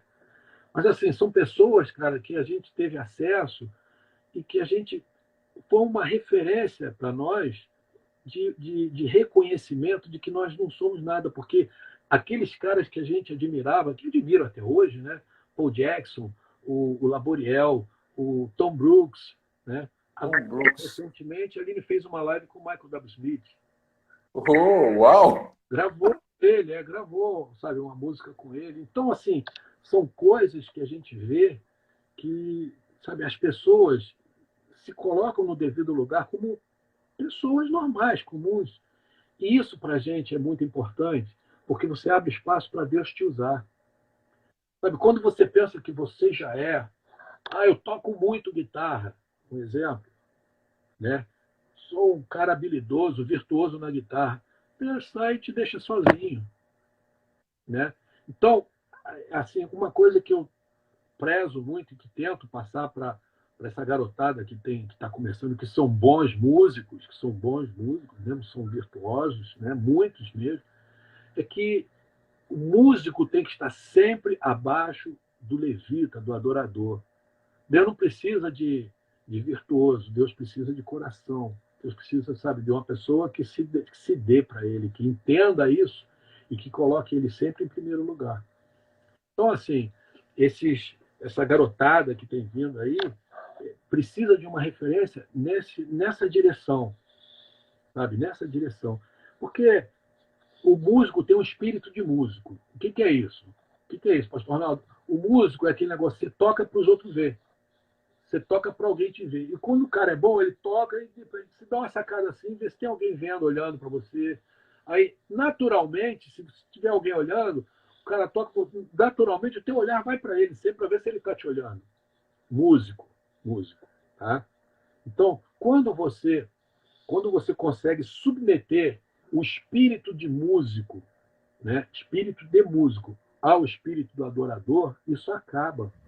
Você entra na presença do Senhor e canta. Uma coisa que eu sempre ensinei para a Aline, desde o começo, ela não tinha gravado ainda, não tinha, eu acho que nem fazia parte da equipe de louvor da Vila da Penha, e a gente estava passando uma música da Amy Grant, né, Father Eyes, né, e aí eu estava tocando, porque ela sempre curtiu Amy Grant, né, a formação dela, Amy Grant, Tyler Perry.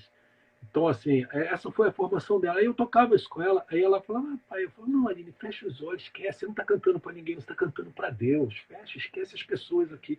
Então, eu sempre passei isso para ela. Talvez por isso ela tem tanta, sabe, liberdade para cantar, para ministrar. E isso faz a diferença hoje para quem é músico. Para se tem músico aí me ouvindo, presta atenção, músicos. Submeta ao espírito de adorador, o espírito de músico. E músico tem que estar sempre abaixo, por melhor que você seja. Com certeza, importantíssimo. Essa área do louvor na igreja, ela é muito conflituosa, às vezes por causa desses problemas, né? Essa questão E um perigo para o músico, porque você tem uma plateia, entre aspas, que está lá mesmo, todo domingo. É isso aí que eu estou falando. Tem gente que gosta do guitarrista, tem gente que gosta, vai por causa do cantor, vai por causa do... Você tem que ir, né? Você tem que se esconder, o dirigente, o músico tem que se esconder atrás do ministro. Você tem que ministrar, a pessoa tem que olhar e se sentir, sabe, convidada a entrar na presença de Deus, independente de quem está tocando, independente de quem está dirigindo o louvor, né? Então, assim, são coisas que a gente aprendeu, eu aprendi isso nos meus primeiros passos, né, da minha caminhada, nos primeiros passos da minha caminhada cristã. Olha aqui a esposa vindo aqui, ó. Tá anotando o quê? Já foi para dizer para acabar já, meu Deus, agora que eu estou olhando o tempo aqui, a gente nem falou da AB Records ainda, mas olha, já comentaram aqui algumas vezes a respeito de uma viagem na Coreia. Ah, sim. Então, essa viagem à Coreia foi em 2001. 11 de setembro nos Estados Unidos foi em 2001, não foi? Isso, 2001. Exatamente porque foi nesse ano aí, isso que eu me lembro. O Tom Brooks, com aquela turma toda do Zana Music, foi gravar um DVD na Coreia para estavam existia um clamor pela unificação das duas Coreias, né? E o Tom, eu não conheço muito bem os detalhes do projeto, mas ele foi convidado para fazer esse DVD lá, e depois nós fomos até a fronteira lá da divisa entre as duas Coreias, oramos lá com vários ministros de louvor, aquele pessoal do Zana Music. Os músicos eram Paul Jackson, Laboriel, Rusto Almário, Tom Brooks, Alex Acunha também estava? Alex Acunha, Chester Thompson, Sheila E. Essa banda é um absurdo. Isso, rapaz. Era um negócio absurdo mesmo. E a Aline foi, assim, eu acho que de fora tinha o pessoal da Coreia e a Aline do Brasil, né? Estávamos lá. Me lembro que a gente foi justamente o ano do 11 de setembro, que a gente passou por Los Angeles para pegar o voo para a Coreia. Foram 28 horas de viagem. E foi complicado, porque a gente estava muito, muito tenso, né? Porque tinha acontecido, acho que um mês e pouco antes, um atentado lá, né? Do 11 de setembro. Então, Ela está dizendo aqui, pastor, a Aline está dizendo que estava com medo de viajar de avião, que só tinha um ano de casada. porque não, ela já estava no Brasil. Já estava no Brasil. A Aline casou, foi morar na Espanha. Imagina, aquela que andava grudada comigo, foi embora para a Espanha. Aí a gente, quando tinha as viagens que fazia aos Estados Unidos, eu viajava, saía do Rio para a América, e a Aline saía da Espanha para a América. A gente se encontrava lá, depois cada um voltava para o seu país. Então, mas nessa época aí, eu acho que a Aline já estava morando aqui no Brasil, já tinha voltado. E foi difícil mesmo, nós viajamos. Diz ela, eu não vi, porque eu sou tranquilo com esse negócio, mas por causa do atentado, ela disse que não dormia, porque via aqueles caras parecendo árabe dentro do avião, ela ficava vigiando o cara. Então, eu não vi nada disso, porque eu descansei, né? Tinha um mês de atentado, ela está dizendo aqui, e você estava indo para a Coreia, né? Exatamente. Chegando na Coreia, ficamos lá e tal.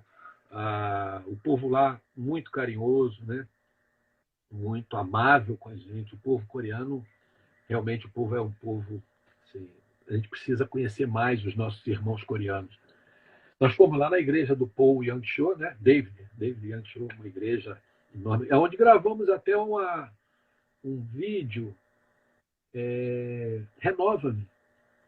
Renova-me, Senhor. Isso foi lá na igreja. Na verdade, não foi na igreja principal, foi num salão, que era um salão subterrâneo. E aí nós fomos lá, a Aline cantou e tudo mais, eu toquei o violão. Então foi muito legal. Depois fomos lá na divisa, tivemos uma experiência lá fantástica. Pergunta a Aline o que ela comeu lá com o Laboriel. O Laboriel é fantástico. Ele chega, onde ele chega, ele, ele assimila o idioma com uma facilidade, cara. Ele já estava falando lá com os caras coreanos. Pô, esse cara chegou aqui junto com a gente, já está falando aqui. Claro, não estava com fluência, mas ele se comunica. E aí levou a gente para fazer um lanche. Pergunta ali, né, o que é. Sem saber. Tá aí, Aline. Pode escrever aí. Inclusive, carne de cachorro. Misericórdia. Carne de cachorro. Deixa eu pegar deixa aqui, pastor Ronaldo. O pessoal está comentando aí. Aline, se você puder e quiser, eu ficaria muito feliz de fazer uma live aí contando a tua história na música cristã também, viu? Fica aí. O pessoal está escrevendo aqui, já fiz. Tá, todo mundo. Chama ela. Estou convidando aqui ao vivo. Depois a gente vê se é possível ou não. Mas, voltando aqui à questão da carne de cachorro, o senhor comeu também? Eu não sabia. Eles serviram a gente e era gostosa, e pior.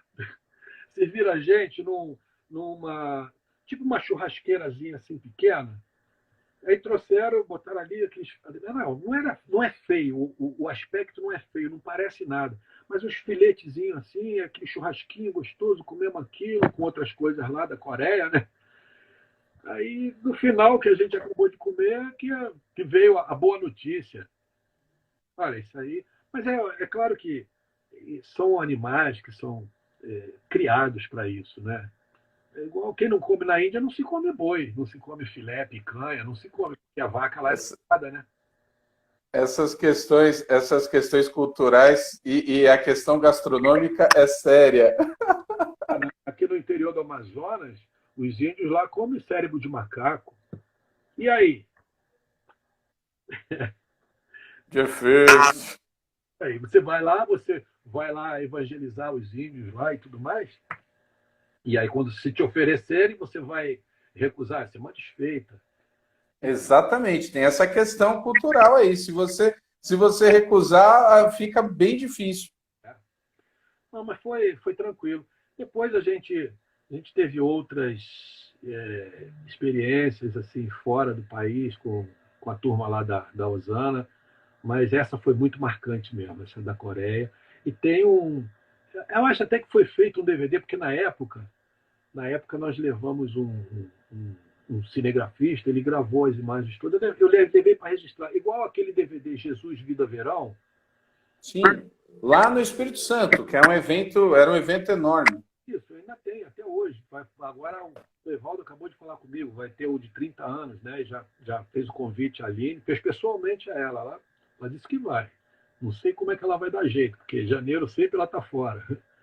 Mas esse DVD também não foi gravado para ser um DVD, foi porque eu queria registrar, porque todo ano tinha problema lá de se fazer o Jesus Vida Verão, porque a Associação de Moradores, aquela briga, né? Não pode fazer, não sei o quê, papapá. Pode tudo, mas se for de crente, não pode.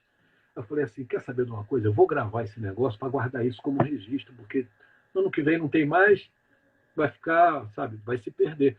Aí gravei, só que eu gravei direitinho, né? Levei 2 câmeras, levei uma mesa, um equipamento, né, de portátil para gravação. Aí depois a gente ouvindo, que legal, dá pra... Aí o pessoal começou a me cobrar.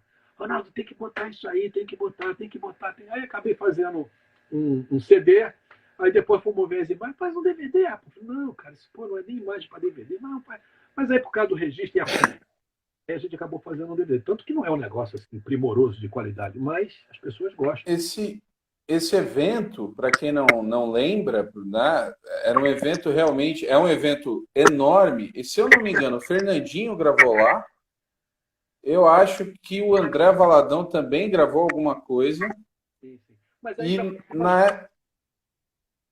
na época que eu trabalhei em Vencedores, depois eu trabalhei na Aliança, que hoje é a Musile. Na época que eu trabalhei na Aliança, isso foi de 2004 até 2007. Existia, porque a Aliança tinha os direitos do material do Marcos Witt no Brasil, da Canzion. E existiu uma possibilidade, quase aconteceu, do Marcos Witt gravar no Jesus Vida Verão. Chegou perto, acabou não acontecendo. Mas era um evento gigante, né, o Jesus Vida Verão. ainda não tem a mesma. Vamos dizer, acho que encolheu um pouco, né? Até porque é outra época, né? Mas ainda faz. O pastor Evaldo vai fazer agora, todo ano tem, vai fazer agora o de 30 anos, né? Em janeiro próximo. Então, assim, mas só que naquela época era assim, coisa de 35 mil pessoas na praia, cara. Era um negócio absurdo. Exatamente. Absurdo. 35 mil pessoas. Mas, Você falou do evento aí que foi para gravar e tal, e já tinha essa coisa do registro. Eu queria que você falasse um pouquinho dessa transição na tua caminhada, que foi daquele que estava tocando, e vocês abrem um tempo depois a AB Records, e você passa então a, você começa então a conduzir processos de gravação dentro da música. Como é que foi essa migração? O que você encontrou agora do outro lado? Como é que foi isso? na verdade, assim, eu já tinha essa coisa de estar por trás, né, dos bastidores já desde o começo. Eu nunca, quando a Aline começou a sair para cantar, a princípio, né, bem no comecinho, a Aline, um dos primeiros lugares que a Aline foi fora do Rio, um dos primeiros, não foi o primeiro, a primeira vez foi em Manaus. Eu fui com ela, fiz voz e violão. em Manaus, em cima de um caminhão, numa praça lá em Manaus. Nossa. Mas a gente esteve aí na Igreja Evangélica de Pinheiros. Não sei se essa igreja permanece, isso tem muitos anos. São Paulo? É, aí em Pinheiros, São Paulo. Ah, você está no Piauí. É. Eu estou em Teresina, estou na região de Teresina. Então, a Igreja Evangélica de Pinheiros, São Paulo, a Aline foi cantar lá e cantou numa. Era a mesma igreja que era em Itu. E foram as únicas vezes que eu, assim, a princípio, que eu toquei guitarra com ela. E depois eu comecei a chamar outros músicos para tocar guitarra, porque eu não queria estar tocando, eu queria estar de fora para ver, tá tudo certinho, tá funcionando, o som tá bom, é isso que eu quero, é isso que eu quero ouvir, não tá legal, entendeu? Essa coisa de estar de fora para ver a produção, para ver a qualidade. Porque você tocando, você não tem ideia do que está acontecendo, né? E aí eu chamei outros músicos, né, guitarrista, para tocar no lugar dela, mas só que nunca deu certo. Eu falei, quer saber? Eu vou ter que assumir a guitarra. E aí voltei a pegar o instrumento para tocar guitarra. E aí, quando a Aline já passando, né, já entrando na fase solo, que a Aline gravou solo, eu chamei a galera do Roupa Nova para fazer a base para ela. Por quê? Porque eu conhecia todos eles, né? Assim, nós fomos músicos da mesma safra. Então, de música que se conhece, todo mundo se conhece. E a gente tinha aqui no Rio de Janeiro um ponto de encontro que era o Bob's, ali na Avenida Brasil, tinha um Bob's ali. Todo mundo terminava os bailes, todo mundo ia para lá. E, né, os músicos, todas as bandas, era um ponto de encontro dos músicos. Então a gente se conhecia, eu tinha, sabe, tinha um que era muito próximo, tinha tocado comigo, que era o Fegali, muito próximo, e conhecia a Aline, conhecia a minha esposa, nos conhecia, todos nós nos conhecemos desde antes, desde a juventude. Eu falei, não tem problema nenhum, eu vou chamar eles para fazer o CD dela. E foi feito assim. E aí, a produção, né, do CD da Aline, eu queria que aquele som que estava saindo no CD fosse o som ao vivo. Então, por isso eu chamava outros músicos, só que não dava certo, cara. Eu chamava os caras para tocar guitarra. O fulano, era o guitarrista do Rebanhão, Pablo. Pablo, tu tirou o solo? Não, tirei, aqui tá na ponta do dedo. Na hora do solo mesmo, não era nada daquilo. Via outro, eu falei, cara, não é isso. Aí ele falou, quer saber? Eu vou assumir a guitarra. Aí peguei a guitarra e comecei a tocar com ela. Mas, na verdade, a minha intenção não era ficar ali tocando, né? E aí, quando ela gravou o primeiro CD, muitas propostas chegaram, depois dela ter ido lá na Xuxa, muitas propostas chegaram, e, para minha surpresa, elas me foram direcionadas pela Marlene. Aí a Marlene me deu um cartão dela e falou assim, vai lá, na época era Poligram, né? Hoje não existe mais a Poligram, acho que agora é Universal, né? E aí, vai lá falar com essa pessoa aqui, que ele é diretor, ele quer conversar contigo. Aí eu falei assim, pô, Marlene, mas eu... Não, vai lá, conversa com ele. Aí quando eu chego lá, quem era? Um dos caras que tocou comigo, que eu conheci. Tocou comigo na mesma banda, não. Da minha safra de música. Da geração, dos encontros, ok. Então eu conheci o cara, aquela conversa toda. Bom, conclusão. O que eles queriam da Aline era que ela fosse uma cantora secular. Não, ela faz o que faz, bem, do jeito que gosta, porque ela faz sabendo que é o que ela tem que fazer. Ela não quer fazer outra coisa, ela quer cantar esse tipo de música. Aí não foi. Aí a Sony também veio em cima, na época. Miguel, né, que era um produtor, diretor da Sony, Calainho, e muita gente. E nada. E até que eu recebi uma proposta, assim, tentadora. Mas não era para fazer. Ele disse assim para mim, o produtor lá, o diretor, nós achamos que ela pode ser uma Shakira brasileira. Eu falei, o quê? Nossa, Shakira estava com pés descalços. E tô fora. Aí acabamos gravando numa gravadora evangélica pequena, né? Graphline, não era? Graphline, não era? Grapevine. É isso aí, que era um negócio de uva. É, isso. Mas só que a comunidade era distribuída pela MK. Eu fiquei aguardando que a MK me procurasse. Não me procurou. Na verdade, procurou sim, depois que eu já tinha me comprometido com a Grapevine. Aí eu falei, não, olha, já dei minha palavra, não vou voltar atrás. E assim foi feito. Aí gravamos pela Grapevine e tal, mas também não foi aquilo que eu esperava que fosse, de de divulgação, de distribuição e tal. Aí acabou eu falando, quer saber, igual a guitarra que eu tive que pegar para tocar, porque não tinha quem fizesse o que eu queria, a gravadora foi a mesma coisa. Eu falei, quer saber de uma coisa? Eu vou montar uma gravadora e vou eu mesmo fazer esse trabalho aí da Aline. E aí conseguimos um recurso, né? Um investidor, botou, porque não tinha dinheiro, botou uma grana, né? Ficou meu sócio durante um tempo, depois eu indenizei a parte dele e fiquei sozinho na gravadora. E aí gravamos a Aline, começamos a gravar direto a Aline, e aí eu comecei a ter que montar uma estrutura para dar a ela o suporte que eu achava que deveria ter.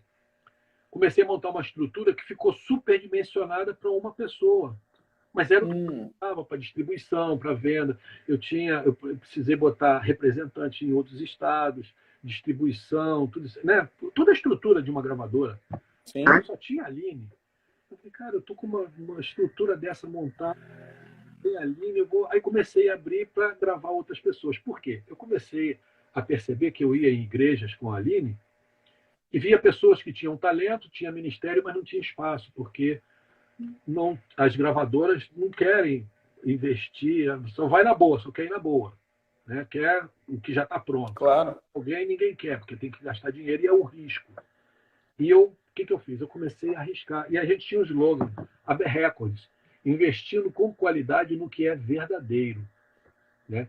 E foi assim que a gente lançou alguns cantores. Eu conheci a Nádia Santoli, ouvi falar de uma menina de Brasília que cantava horrores, não sei o quê. Eu peguei um avião, fui lá em Brasília. Aí conheci a Nádia Santoli, a família dela. Né? E aí gravamos a Nádia.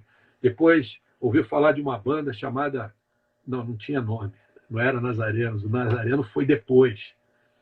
Não me lembro se eles me procuraram agora. Não me lembro. Depois, eu sei que os nazarenos surgiram por causa da minha coragem, né? Porque eu olhava assim, você tem que ter um feeling também, né, cara? Você tem que ter um feeling de, pô, isso aqui vai dar pé. E aí fizemos os Nazarenos, fizemos Nádia Santoli, fizemos a Banda Tempos. A Banda Tempos já veio já da Marlene, né? Acabou lá o negócio do projeto da Marlene, e aí a gente abraçou a Banda Tempos.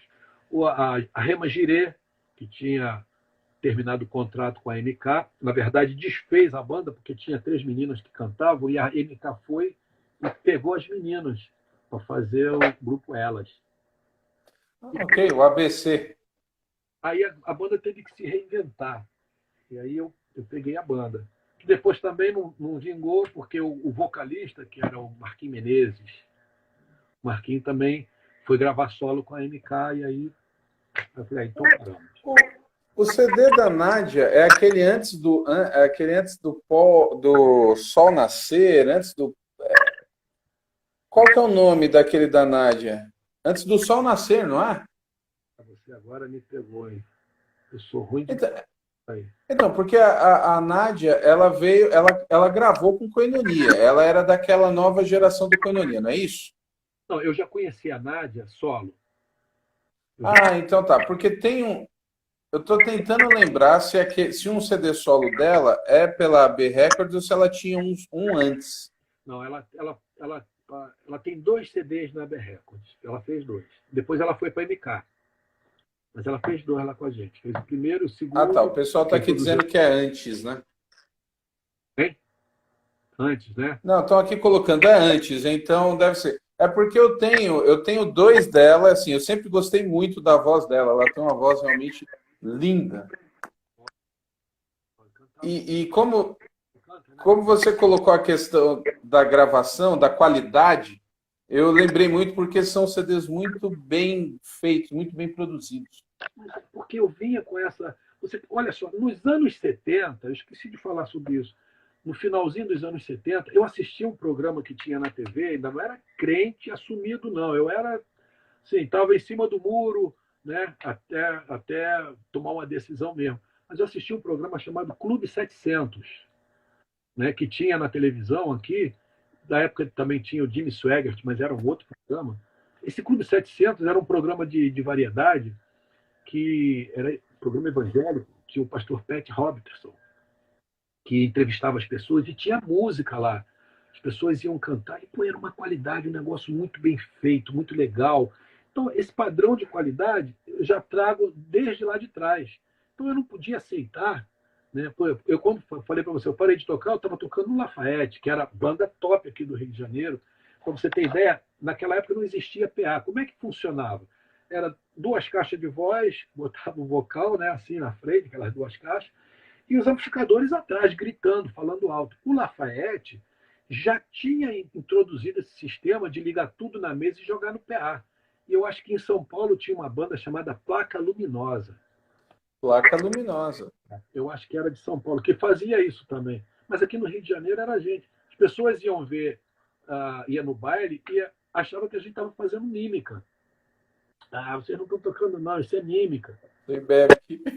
Redondo, cara, era muito redondinho. Então, essa qualidade, esse padrão de qualidade, aí você vê Osana Music, aí você traz isso pro gospel.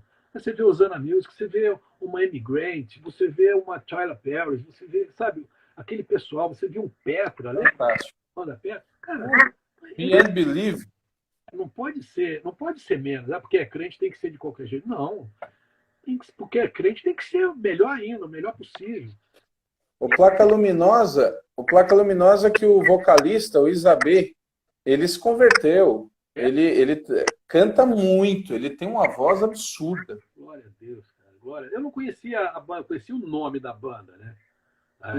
Banda conhecida aqui no Rio pelo nome, pelo trabalho que eles faziam aqui em São Paulo. Ô, pastor, estão aqui perguntando, eu acho que essa pergunta vem bem legal aí dentro do que a gente está falando. Como foi ver o primeiro Grammy, com toda a trajetória, falando inclusive de qualidade, falando disso tudo? Como é que foi essa história do Grammy? Tem história aí, deixa eu te falar. Nessa época, pra gente que é músico, você sabe e entende o valor de um Grammy, né? Aqui no Brasil, o povão, assim, legal, um prêmio e tal, mas para quem é músico, isso tem um valor, assim, sabe? É um negócio inalcançável, né? Porque chegar no Grammy, cara. E eu sabia, quando a Aline teve as propostas para cantar secular, eu sabia que eu estava tirando dela essa possibilidade de ganhar um Grammy. Porque música gospel não tem peso, não tem, né, expressão no Brasil naquela época. Mas, amém, era o que Deus queria. E aí, o que aconteceu? A Aline estava gravando para Integrity. Cara, eu tenho histórias da Aline para te contar que eu acho que não vai dar tempo, não. E aí, ela foi gravar para Integrity, gravou o primeiro CD com Don Moen, com Paul Wilbur, né? E aí, foi muito legal e tal. E aí a Integrity fez o segundo CD com ela. E aí fomos gravar pegou os metais da Gloria Estefan, pegou os músicos. Pô, alto nível a gravação, né? Não sei se você conhece esse disco espanhol dela. E aí ela tinha que botar a voz lá no estúdio em Miami. Aí fomos para lá. Aí cheguei lá na casa do cara, o estúdio era na casa dele, né? Quando eu entro na casa do cara, eu vejo um Grammy em cima lá do console dele. Cara, eu tremi, minhas pernas bambearam. Eu falei, caraca, esse cara tem um Grammy, meu Deus, esse cara é o cara. E a Aline gravou, esse ano foi 2003 para 2004, por aí. E a Aline teve um problema com a voz nesse ano. E nós fomos para lá, o Nicolas já tinha nascido, bebezinho, né? E foi a primeira vez que ela foi com um problema na voz, difícil, tive que baixar os tons da música dela lá. Você vê como é que estava problemático. Mas ela conseguiu botar a voz, o disco ficou fantástico, e eu fiquei com aquele sonho do Grammy, aquela, puxa vida, Aline, puxa, vez do gospel. Aí passou isso em 2004, a Aline bateu asas e saiu da B-Record, foi para outra gravadora. Coisa de evolução, né? Ela foi para.